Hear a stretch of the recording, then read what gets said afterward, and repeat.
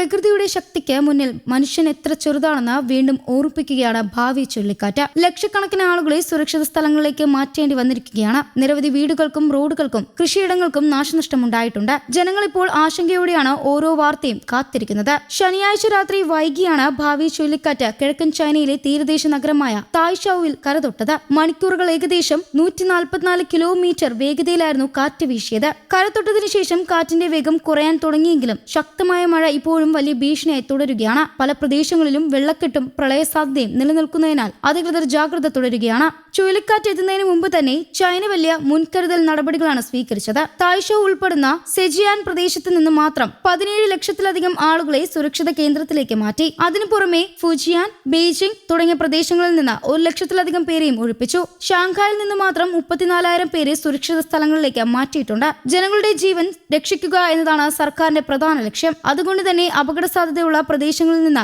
ആളുകളെ നേരത്തെ തന്നെ മാറ്റാൻ അധികൃതർ തീരുമാനിച്ചു. മുൻ വർഷങ്ങളിലെ ചുഴലിക്കാറ്റുകളുടെ അനുഭവം ഉള്ളതിനാൽ ഇത്തവണ പലരും ഭയപ്പെടാതെ ആവശ്യമായ വെള്ളവും ഭക്ഷണവും മരുന്നുകളും ശേഖരിച്ച് സുരക്ഷിതമായി കഴിയുകയാണ്. ചൈനയിലെ പല നഗരങ്ങളിലും ശക്തമായ മഴ തുടരുകയാണ്. ചില സ്ഥലങ്ങളിൽ മരങ്ങൾ കടപുഴകി വീണതായും റോഡുകളിൽ വെള്ളം കയറിയതായും റിപ്പോർട്ടുകളുണ്ട്. വൈദ്യുതി വിതരണത്തെയും ഗതാഗതത്തെയും കാറ്റ് ബാധിച്ചേക്കാമെന്ന മുന്നറിയിപ്പും അധികൃതർ നൽകിയിട്ടുണ്ട്. ചൈനയിൽ എത്തുന്നതിന് മുമ്പ് ഭാവി ചുഴലിക്കാറ്റ് തായ്വാനെയും ബാധിച്ചിരുന്നു. ചുഴലിക്കാറ്റ് നേരിട്ട് കരതൊട്ടില്ലെങ്കിലും ശക്തമായ മഴയും കാറ്റും ജനജീവിതത്തെ സാരമായി ബാധിച്ചു. പ്രത്യേകിച്ച് പർവ്വത മേഖലകളിൽ മണ്ണിടിച്ചിൽ സാധ്യത വർദ്ധിച്ചതിനെ തുടർന്ന് 14,000-ലധികം ആളുകളെ സുരക്ഷിത സ്ഥലങ്ങളിലേക്ക് മാറ്റി. മുൻകരുതലിന്റെ ഭാഗമായി തായ്വാനിലെ വിമാന സർവീസുകൾ റദ്ദാക്കി. പ്രധാന വിമാനത്താവളങ്ങൾ താൽക്കാലികമായി അടച്ചു. സ്കൂളുകൾക്കും ഓഫീസുകൾക്കും അവധി പ്രഖ്യാപിച്ചു. ട്രെയിൻ സർവീസുകളും വെട്ടിച്ചുരുക്കി. ശക്തമായ കാറ്റിൽ നിരവധി മരങ്ങൾ വീഴുകയും ചില പ്രദേശങ്ങളിൽ നദികൾ കരകവിഞ്ഞ് ഒഴുകുകയും ചെയ്തു. തായ്വാനിൽ കാറ്റുമായി ബന്ധപ്പെട്ട അപകടങ്ങളിൽ 113 പേർ പരിക്കേറ്റതായി റിപ്പോർട്ടുകൾ പറയുന്നു. ആശുപത്രിയിൽ ചികിത്സ തുടരുകയാണ്. പല കുടുംബങ്ങൾക്കും ഇപ്പോഴും വീടുകളിലേക്ക് മടങ്ങാൻ കഴിഞ്ഞിട്ടില്ല.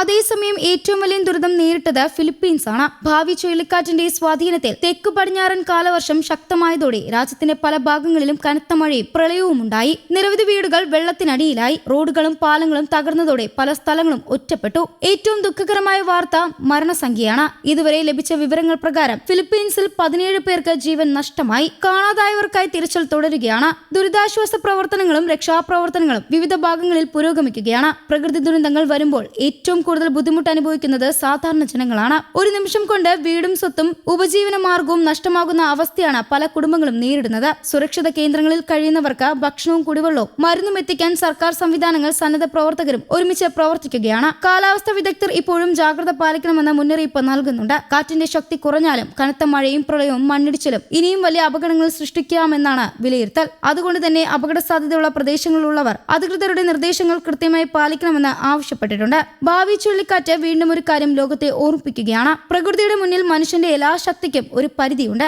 എന്നാൽ മുൻകരുതലുകളും സംയോജിതമായ രക്ഷാപ്രവർത്തനവും ഉണ്ടെങ്കിൽ അനേകം ജീവനുകൾ രക്ഷിക്കാനാകും. News desk Kerala Kaumudi.